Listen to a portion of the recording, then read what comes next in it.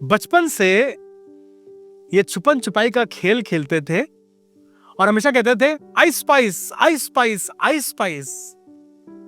और मैं पला पड़ा हूं रेलवे कॉलोनी में, बत्ती चली जाए तो पूरा मोहल्ला बाहर, हर घर का बच्चा खेल रहा है आई स्पाइस आई स्पाइस आई स्पाइस। जब बड़े हो गए तब समझ में आया ये आई स्पाइस नहीं था, इसे बोलते थे I spy. Oh this was the game hide and seek. याद है आपको? अब तो आप खाली मोबाइल पे खेलते हैं, पर पहले जब घर के बाहर लोग खेला करते थे तब ये बड़े कॉमन गेम्स हुआ करते थे हमारी कॉलोनीज में, जहां बत्ती चली जाएगी शाम के समय, गर्मी के समय हाइड एंड सीक खेला जा रहा है, आई स्पाई खेला जा रहा है और चिल्ला जा रहा है आई स्पाइस धप्पा। उत्पत्ति की किताब में आज आदम हवा आसमान के खुदा के साथ खेलना मांग रहे थे आई spice. They were trying to hide from God. God who created them. God who knew them in and out. And his hands created them. They were trying to bluff God. मेरा नाम शैलेन दास है और मैं आपसे जेनेसिस द बिगिनिंग की series में आज इस 9th एपिसोड में बात करना मांगता हूं। यह सवाल जो बाइबल में परमेश्वर ने आदम से पूछा, एडम वेयर आर यू? आदम तू कहां है? क्या खुदा को मालूम नहीं था? क्या बाग एदन इतना घना था कि आदम खुदा से छुप जाता? क्या ऐसी कोई जगह बनी है जहां पर हम खुदा से छिप सकें? भाग योना भाग, कहां तक भाग पाएगा? तुझे लगता है तू खुदा से छिप जाएगा? जहाज पकड़कर तू तर्शीश देश चला जाएगा और तू खुदा से छिप जाएगा?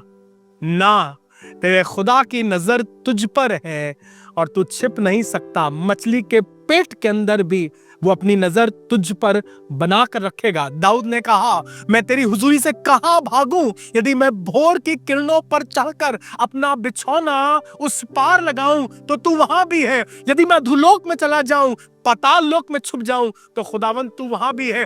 आदम तू कहां छुपेगा? God asked Adam, तू कहां है? आदम ने फल खा लिया था, आदम ने अनाज्ञाकारिता करी थी। And he realized, मैं और मेरी बीवी नंगे हैं। अंजीर के पत्तों से अपने लिए लंगोट बना लिए। इंसान और उसकी अकल कितनी छोटी है। पत्ते सूख जाएंगे, झड़ जाएंगे, पर हमारे दिमाग में बताता है तुम कर सकते हो, संभाल सकते हो, बचा सकते हो। अपनी नंगता ढांकने के लिए, अपनी गलतियां ढांकने के लिए हमने जाने कितने प्रयत्न किए, पर अभी भी हम अपने आप को लज्जा में पाते हैं। शाम के ठंडे पहर बाइबल बताती है परमेश्वर आदम और हवा से मिलने आता था, और आज भी वैसे ही परमेश्वर आदम और हवा से मिलने आता है। Book of Genesis chapter 3 and 8th verse record this. परमेश्वर ने जब आदम के पास आना चाहा तो आदम ने परमेश्वर के आने का शब्द सुन लिया। He could figure out God is coming. वो समझ गया परमेश्वर आ रहा है। परमेश्वर की आहट को सुन करके आदम भागा और छिपना चाहता था और छिप गया। आसमान खुदा आता है और कहता है, आदम तू कहां है? आदम ने जवाब दिया, मैं तेरा शब्द सुनकर डर गया। डर गया? क्यों? आदम तुम तो खुदा के साथ रहते हो, तुम तो खुदा की हुजूरी में रहते हो। खुदा ने तुम्हें अपने हाथों से बनाया था, और ना सिर्फ बनाया था पर खुदा ने तुम्हें इस संसार में अथॉरिटी दी है। तुम तो उसकी समानता में थे, तुम तो उसके स्वरूप में थे। तुम्हारे बारे में लिखा है उसने तुम्हें फरिश्तों से थोड़ा ही कम बनाया, तुम तो उसके पुत्र हो। खुदा ने आदम को और हवा को अपने हाथों से बनाया, उनके साथ हर दिन मिलने आता था। आज तक कभी नहीं डरे। अब क्या हो गया? ये गुनाह, ये अनाज्ञाकारिता हमें डराती है। ये बेटा जो अपने बाप को बहुत प्यार करता था, इसके पापा भी से बहुत प्यार करते थे, आज पापा से आंख नहीं मिला रहा है, दूर दूर भाग रहा है क्योंकि इसके मुंह से बदबू आ रही है, नशा करके आया है। इसे मालूम है पापा को किसी ने बता दिया है कि हमने इसको वहां उस टपरी के पीछे सिगरेट पीते देखा था। किसी ने बता दिया है पापा को कि इसके नंबर कम आए हैं और ये क्लास में फेल हो गया है। That boy is trying to run away and hide from his father. Similar pattern, similar manner, Adam and Eve are trying to hide from God. और जब खुदा कहता है ना आदम तू कहां है, तो परमेश्वर आदम से उसकी लोकेशन नहीं पूछ रहा था। आसमान का खुदा आदम से उसकी स्टेट पूछ रहा था। आदम तू तो अशरफ ममलुकात था, you were the finest creation of the universe. परमेश्वर ने तुझे सबके ऊपर अधिकार दिया था, तेरी बात सब जानवर सब पक्षी मानते थे, तूने जो नाम रखा उनका वो नाम हो गया, तू क्यों डर रहा है? आदम को मालूम था I have fallen from the grace. मैं परमेश्वर के अनुग्रह से, मैं उस पद से, मैं उस पदवी से, मैं उस पोजीशन से गिर गया हूं। अब परमेश्वर की वो रोशनी मुझे घेरे नहीं है। अब मुझे दिखाई पड़ रहा है मेरा नंगा स्वरूप, मुझे दिखाई पड़ रही है मेरी कमजोरियां, मुझे दिखाई पड़ रहा है मेरा अभागापन, और मैं लज्जित हो रहा हूं। ये लज्जा, the realization of how weak I am, only comes when we fall from the grace of God. इंसान ने गुनाह किया, अनाज्ञाकारिता करी, और जिस फल को खाने के लिए परमेश्वर ने मना किया था, आदम ने अपनी पत्नी के कहने पर उस फल को खा लिया। कौन सा फल था वो? बहुत विवाद, बहुत बहसाबासी और बहुत चर्चा इस बात पर है, और लोगों को तो लगता है कभी कभी सेब का फल था, क्योंकि सारी ड्राइंग्स में खूबसूरत फल हवा ने कहा था, देखने में सुंदर और खाने में अच्छा है। उन्हें लगा यार यही फल अच्छा होता है ना। ना, सेब का पेड़ नहीं था, ये फल था भले और बुरे के ज्ञान के वृक्ष का फल। खुदा ने उसे बाग-ए-अदन में बीच में लगाया था और कहा था आदम से, हवा से, कि तुम सब वृक्षों के फल खा सकते हो, पर बाग-ए-अदन के बीच में जो भले और बुरे के ज्ञान का वृक्ष है उसका फल ना खाना। खुदा बाप अगर तुम नहीं चाहते थे कि आदम हवा उसका फल खाएं, तो तुमने वो पेड़ लगाया क्यों? ना लगाते ना गड़बड़ी होती जी। It was not and it was never about the fruit or about the tree, It was about the obedience. और आज आदम का नंगा हो जाना, आज आदम का छुपना, आदम का भागना और खुदा से डरना उसके अनाज्ञाकारिता का परिणाम था। It was the fruit of his disobedience that he is naked and he is trying to hide from God. देखिए, अगर हम फल की बात करना तो खुदा बाप उससे कहता था कि इस नदी को उस पार मत जाना। एक नदी बहती थी ना वहां पर, ये कहता था इस पहाड़ी पर कभी खड़े मत होना, इस जानवर को मत छूना। It was never about the fruit. खुदा तो हमारे अंदर खुद ही हमारे कॉन्शियस में बता रहा था क्या सही है और क्या गलत है। उसने 10 आज्ञाएं दी थी, उसने बताया था ये करना और ये ना करना, मूसा को सिखाया था। God always wanted us to have the understanding of what is right and what is wrong. It was only that God wanted mankind to be obedient. और बात तो ये थी कि क्या आसमान का खुदा इस आदम पर भरोसा कर सकता है? Can he trust Adam for love and for obedience? आदम तू कहां है?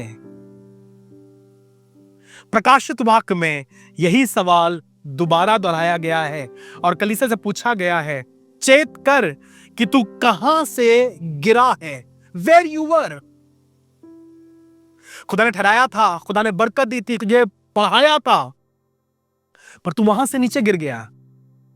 अब वापस खुदा चाहता है ये एडम बाउंस बैक करके उस जगह पर आ सके जहां से गिर गया। उसके लिए उसने अपने इकलौते पुत्र को भेजा ताकि वो इंसान को उसकी गुनाह और उसकी दलदल जैसी दशा से निकाल सके। संडे स्कूल के जमाने से हम लोग गीत गाते आ रहे हैं, ना देख सका हमको तू पाप के सागर में, और बन के मनुष्य आया आकाश से सागर में, इंसान को निकालने के लिए, इंसान को उस गुनाह से, उस दलदल से खींच कर निकालने के लिए, जहां वो धस गया था, झुक गया था, फंस गया था, अंजीर के पत्तों की लंगोट बनाकर अपने आप को छुपा रहा था। मैं धन्यवाद करता हूं, मेरा मसीह सलीब पर इसीलिए नंगा लटकाया गया ताकि फिर मैं नंगा ना रहूं। He was naked on the cross so that I can be once again clothed with the righteousness of God that Adam lost in the Garden of Eden. खुदाबान तेरा धन्यवाद कि तेरे कपड़े को लेकर के उस पर पर्चियां डाली गई, कुरा डाला गया, लोगों ने उसे अपने लिए जीत लिया। धन्यवाद प्रभु, तू उसे हार गया ताकि हम तेरी धार्मिकता का लिबास पहन सके। आदम तू कहां है?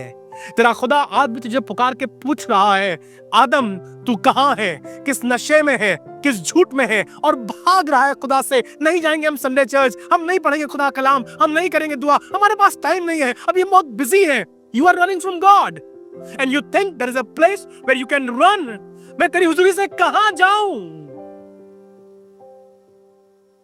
यीशु मसीह बड़ी सेवकाई कर रहे थे। यीशु मसीह की सेवा में 70 चेले हो गए हैं।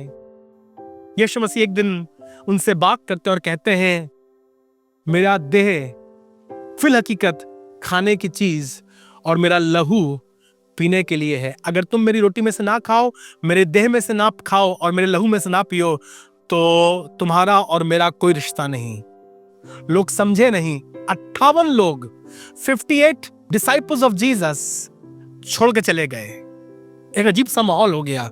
अगर किसी चर्च से, किसी ऑफिस से, किसी वर्क प्लेस से 70 में से 58 लोग छोड़ के चले जाए तो सोचो क्या होगा। बिल्कुल सन्नाटा, समझ में नहीं आ रहा क्या करें। लोग इल्जाम लगा रहे हैं लीडरशिप पर, लोग कह रहे हैं इसकी वजह से हुआ, इसकी वजह से हुआ है। 12 लोग रह गए। जब 58 चले गए तो यीशु मसीह ने उन 12 की तरफ देखा और कहने लगा, क्या तुम भी जाना मांगते हो? तो चले जाओ। मालूम पतरस ने क्या जवाब दिया? तुझे छोड़कर कहां जाएं? जीवन की बातें तो तेरे ही पास हैं। वो जीवन की बातें तुम तक पहुंचाना चाहता है। जाओ, दुनिया में जहां जाना चाहते हो चले जाओ, but there is no place that can hide you and that is there, and there is no place that can cover you or reestablish you. It is only in the Father's bosom. स्वरों के बीच में पड़े पड़े अब इस लड़के को समझ में आ गया, मैं कहां था और आज कहां आ गया हूं। स्वरों की बदबू, मालिक की गालियां और ये भूखापन, ये अकेलापन मुझे खाए जा रहा है। मैं कहां हूं? तब लिखा हुआ है, जब वो आपे में आया, होश में आया, तो कहने लगा, मेरे बाप के कितने ही मजदूरों को भोजन से अधिक रोटी मिलती है और मैं यहां भूखा मर रहा हूं। मेरी दुआ यह है, आज कोई मुसरफ बेटा, आज कोई आदम आपे में आ सके, अपने आप में लौट सके, खुमारी से जाग जाए। तो दूर चला गया, जो संडे स्कूल में तेरी माँ ने भेजा था, अपनी गोदी में लेकर तेरा डेडिकेशन किया था, तेरे बाप का सपना था तू खुदा का खादिम बनेगा, but now you are running from the church. Heavenly Father is talking to you, oh Adam, where are you? हवा तू कहां है? आदम तू कहां है? तेरा खुदा तुझे दंड देने नहीं, तुझे सीने से लगाने के लिए बुला रहा है, तेरे अपराध क्षमा करना चाहता है, अपनी मोहब्बत और अपनी वफादारी को तेरे जीवन में फिर से उंडेलना चाहता है। He want to bless you। अगर बाइबल कहती है, अगर हम लौट आए तो वो हमारे अपराधों को क्षमा करता है। मान लेने और छोड़ देने में हमारी सलामती है, लौट आने में हमारी शिफा है। हे आशा धरे हुए बंदियों, गढ़ की ओर फिरो, come back, to your hiding place, come back to your Jesus, और उसका वायदा है वो तुम्हें बदले में दूना सुख देगा। निकल आओ उस गुनाह से, निकल आओ उस नशे से, निकल आओ उस व्यभिचार से, निकल आओ उस गंदे रिश्ते से, निकल आओ उस घूस से, निकल आओ उस मुकदमे से। तू कहां छिपा है? तुझे लगता है ये अंजीर के पत्ते, these man-made remedies can heal you? No, they will not. जब आदम निकल कर आया शर्माया हुआ, सर झुकाए हुए, हवा निकल कर आई डरी हुई, लज्जित, अपमानित, खुदा के सामने आके खड़े हो गए। They knew they have been wrong. मैं धन्यवाद करता हूं मेरे खुदा की ऐसी मोहब्बत। उसने देखा ये नंगे हैं, लज्जित हैं, लज्जा रहे हैं, तो मालूम क्या लिखा हुआ है? परमेश्वर ने उनके लिए चमड़े के अंगरखे बनाए। इंसान का दिमाग चलता है अंजीर के पत्तों पर, कागज पर, तरीकों पर, अपने आप को ढांप ले, छुपा ले, पर खुदा बाप उनके लिए कुछ मजबूत इंतजाम करना मांगता है। ध्यान सुनिएगा, चमड़े का अंगरखा इसीलिए, इसका मतलब कोई जानवर मारा गया, उसकी खाल निकाली गई और फिर उनके लिए चमड़े का ओढ़ना बनाया गया। जी, the sacrifice was made in the Garden of Eden so that the man can be covered of their sin. वो पहला बलिदान जो बागे अदन में हुआ, हमने अपनी आंखों से कलवरी पहाड़ पर होता देखा ताकि मेरी नंगता ढांप दी जाए।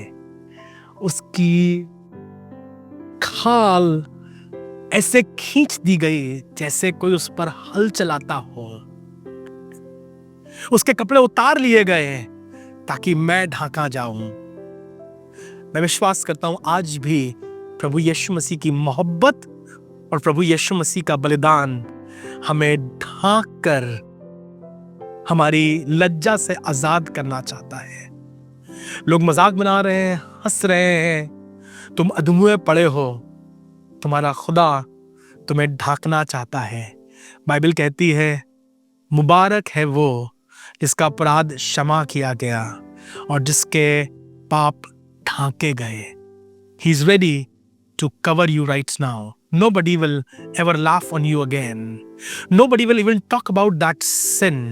अगर तुम कहो प्रभु मुझे माफ कर, मुझे पवित्र कर, मुझे साफ कर, मैं अपने आप को पत्तों से छुपाते छुपाते थक गया हूं, आज तेरे पास आया हूं, तो उसके बेटे का लहू तुम्हें आज भी शुद्ध करने को तैयार है।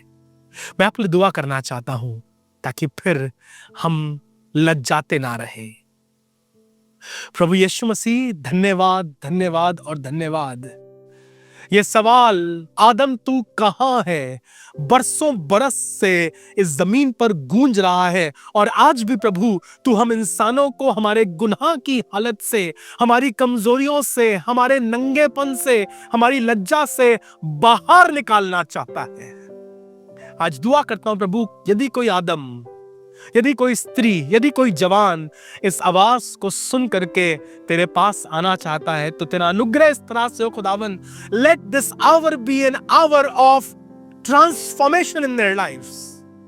जो कुछ हुआ, लोगों ने कहा, इल्जाम लगाए, गंदी बातें, अभागापन, नंगता, प्रभु तेरे अनुग्रह से ढांक दी जाए। वह बलिदान जो हमारे लिए किया गया, उसका खाल, उसका चमड़ा जो हमारे गुनाहों को ढांप देता है, आज किसी के गुनाह को सदा के लिए ढांप दे। धन्यवाद यीशु, तेरे बलिदान पर विश्वास करने के द्वारा हम नया जीवन पाते हैं और फिर हम लज्जित नहीं होते। पर धन्यवाद प्रभु, तूने अपने मुंह पर थुकवाया। तेरे ऊपर प्रभु यीशु मसीह लोग लानतान कर रहे थे, ठट्ठा और मजायका बना रहे थे, ताकि फिर हम पर लानतान और ठट्ठे और मजाक ना बनाए जाएं। धन्यवाद तेरे प्रेम के लिए। आज किसी की जिंदगी पर तेरी रहमत छाया कर सके, दया कर, नया कर, खुदावन यीशु मसीह नासरी के नाम से, आमीन।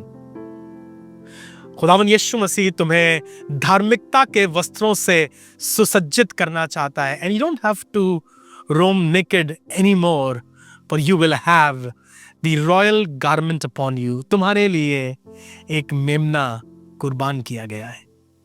अगर आपको आशीष मिल रही है, आपको बरकत मिल रही है, जरूर से किसी के साथ शेयर कीजिए। शायद कोई इंतजार कर रहा है अपनी लज्जा से और अपनी शर्मिंदगी से बाहर आने का। खुदा आपको बरकत दे।